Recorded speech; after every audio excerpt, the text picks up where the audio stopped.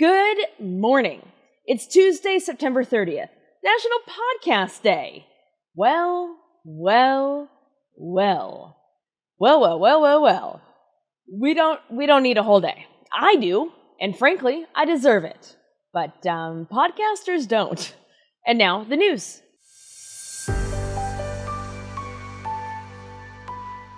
Starting in Gaza, or I guess technically the White House, where it was announced that Donald J. Trump, he of the insurrection and found liable for sexual assault, will chair the International Board of Peace. And I, for one, think that's a great idea. No notes. So let's talk about what's actually going on here. On Monday, a 20-point plan was released by the White House, which Netanyahu loved. He was actually at the White House to discuss said deal. This plan will see Trump as the chair of what they're calling a transitional body that will oversee the framework and development of the Gaza Strip until the Palestinian Authority, which will be the new governing body of the Gaza Strip, Hamas will no longer have anything to do with governing that area, has met the stated conditions to assume governance. Now, in case you're reading all of this and having the same thoughts that I was, which are, former British Prime Minister Tony Blair will also be on this board. Fear not, if you're wondering how Trump and Blair will get along, quote, he's a soft touch. He'll be easy to deal with. That is Trump talking about Blair. That's one person talking about another person with whom he is on a peace board with to solve the crisis in the Middle East, just being like, nah, don't worry, I'll be able to push him around. But listen, I am choosing optimism. I am choosing to believe that this is a positive step forward if Hamas accepts. This is a classic peace deal / ultimatum. It's mostly an ultimatum. It's an ultimatum. It's being packaged as a peace deal, but it's an ultimatum. Because from the White House, the chair of peace himself said that if Hamas did not sign off on the peace deal, the United States will let Israel, quote, do what you have to do, end quote. This guy. So much peace coming out the wazoo. In response, a senior Hamas official said, quote, when it comes to this plan, no one contacted us, nor were we part of the negotiations around it, end quote. Yeah, so there are many questions left here. The biggest is, of course, will Hamas accept? They really packaged that ultimatum as a peace deal. They were like, we have a peace deal! And if you don't take this peace deal, it's going to be bad news. That's not how a peace deal works. I don't mean to give notes to Mr. Peace himself. Whenever I see Trump, I'm like, oh, that guy, nothing but peace. I don't mean to give him notes. He's doing great so far, but that's not a peace deal. That's an ultimatum. Today is the 30th, which means that by midnight tonight, Congress needs to make a deal on the budget. Can they let bygones be bygones for the betterment of our country? No, I'm just kidding. Imagine. On Monday, Democratic and Republican leaders left a meeting with Trump without a deal. It's a classic game of chicken where jobs hang in the balance because the moment that the clock strikes midnight, if there is no budget, hundreds of thousands of government employees will go on furlough without pay. So I'm sure those hundreds of thousands of people are thrilled by all of it. At the core of this is the Democrats don't want to sign off on a budget that takes away health care from Americans, while the Republicans are like, yeah, that's fine with us. And Trump doesn't want to sign a budget that makes Democrats happy. So, and nobody's budging. I'll tell you what's not helping anything. By anything, I mean the country or this budget situation. Following that meeting that went nowhere, Trump took to his ironically titled Truth Social and posted this awful AI-generated video that features House Minority Leader Jeffries and Senate Minority Leader Schumer. In the video, Jeffries has a fake mustache and is wearing a sombrero, and he says nothing in the video. Schumer's character says that the Democrats have no voters because of their woke BS. And then if they give undocumented immigrants, obviously that's not the term the video uses, but I'm not going to say what they used because it's a gross term. They also don't say BS, they say the whole thing, but I choose in this show, unlike in my real life, to not cuss. Anyway, in the video they say that if they give undocumented immigrants health care, maybe they can pick up their votes because they don't speak English. And then mariachi music is playing in the background. It's so gross. The video is terrible. It's actually so bad that one senior GOP aide who is speaking anonymously told Politico that after seeing that video, this shutdown is almost assuredly going to happen and could top the 2019 shutdown that lasted 35 days. Because the President of the United States just couldn't help himself and had to post a wildly racist AI-generated video. Neat president that half of this country's active voters voted for. Cool.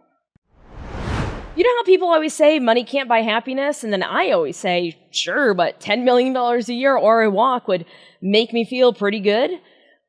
I'm starting to think that it can't buy happiness for everyone because Trump keeps getting money, and that is a deeply unhappy man. If Elle Woods taught us anything, and she has taught us many things, it's that happy people don't kill their husbands or post racist memes that cause the government to shut down. Anyway, on Monday, YouTube agreed to pay a $24.5 million settlement to Trump after they suspended him from the platform for doing insurrection. He did insurrection, violent insurrection, people died, and they now have to pay him $24.5 million.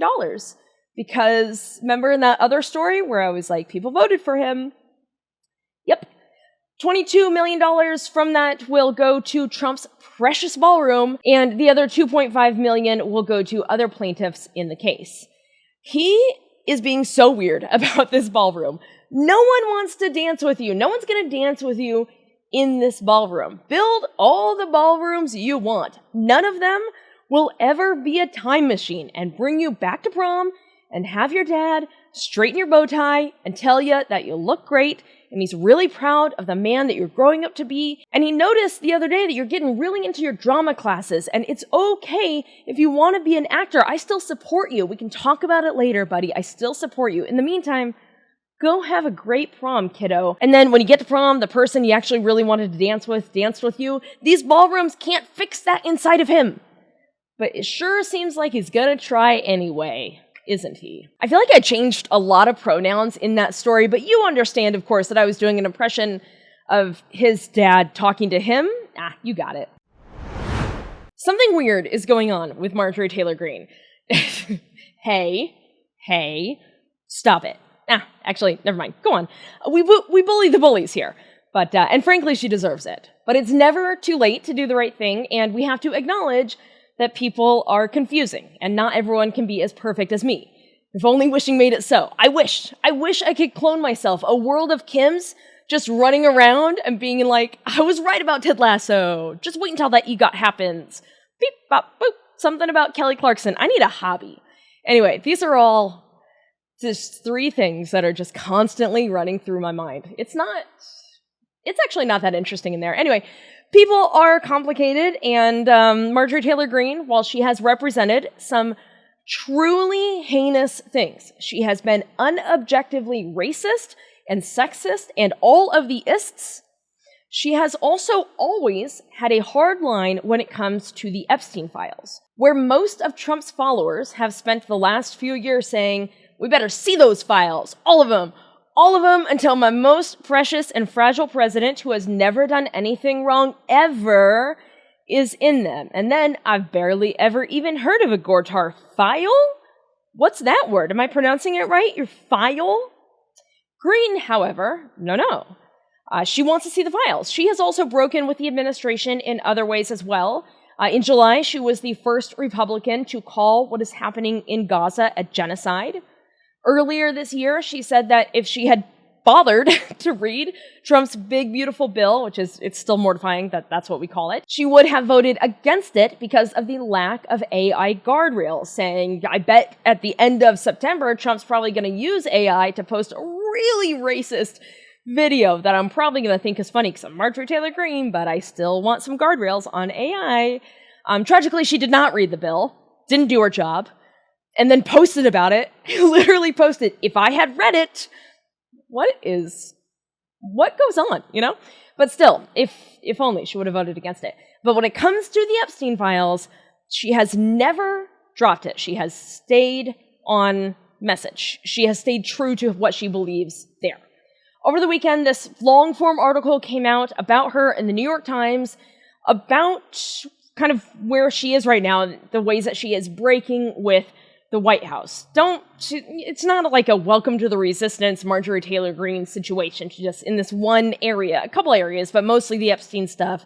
She is breaking with the White House. What am I supposed to say here? Congratulations. Congratulations on the bare minimum. You are, congratulations. You're doing the right thing on child sex trafficking, the bare minimum. I don't know. So we got to give you a long-form article on the New York Times. My goodness. Anyway, so this article comes out, and then over the weekend she posted to Twitter, quote, I'm not suicidal and one of the happiest, healthiest people you will meet.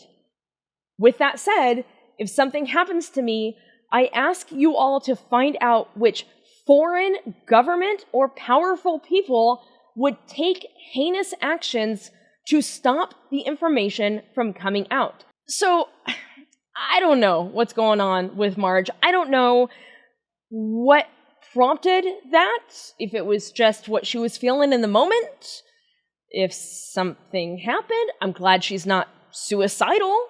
We want everyone to feel that way, but it is an odd thing to say. I don't really have a point to the story except to say that something's going on with Marjorie Taylor Greene, I guess. Also, at work, we were talking about this, and my boss said, is she the one that reminds me of Beetlejuice? And that's Laura Loomer. And I knew it right away, and I don't know if that's more of a bummer for Laura Loomer or for me. But either way, I gotta not be on the internet as much. I'm not gonna change, but I should. And that's it. That's the news. I'm proud of not podcasters. I'm not gonna say me, first of all. And some podcasters have done a lot of damage in this world. Joe Rogan, for example, has a podcast. So we're not gonna do that. But it's National Love People Day. Don't make it weird. Make this a nice thing. It's National Love People Day. We should put more love into the world. Not in a weird way. Don't make this weird. This is a nice. But more than National Love Day, because I don't need to put more love into the world when it comes to you. Don't make it weird. This is a nice. And yet, every single day I wake up and I put one nice thing into the world for you. I think I'm just going to put like a smidge more niceness out in the world for you because you deserve it. And because of that, because you deserve it, because of all the things that you have done to deserve it, I'm proud of you.